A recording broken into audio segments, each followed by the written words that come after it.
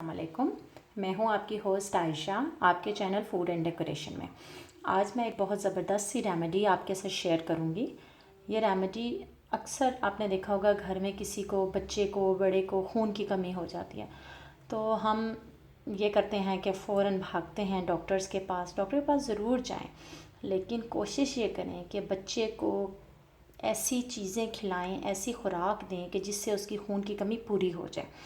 तो आज मैं जो चीज़ आपको बताने लगी हूँ, इससे भी बहुत जल्दी खून की कमी पूरी होती है। ये है मेवा। मेवा आपको पता है, वैसे तो इसकी तासीर गर्म होती है, तो इसका बेहतरीन तरीका खून की कमी को पूरा करने का ये है कि रात को आप तकरीबन 10 से 12 दाने मेवे के रात को सोख कर दें, पानी के अंदर भिगो दें पूरी रात के लिए, और सुबह खाली पेट नहार मुँह अपने बच्चे को वो पानी निकाल के वो जो दाने हैं वो 10 दाने या 12 दाने अपने बच्चे को सुबह खिला दें। बहुत जल्दी इससे आपके बच्चे की जो खून की कमी है वो बहुत जल्दी पूरी हो जाएगी, या बड़े की, किसी की भी है। तो आप ये रेमेडी मेरी ज़रूर यूज़ करें, इससे आप देखेंगे कि बहुत जल्दी आपकी जो खून की कमी है वो पूरी होना शुरू हो गई है।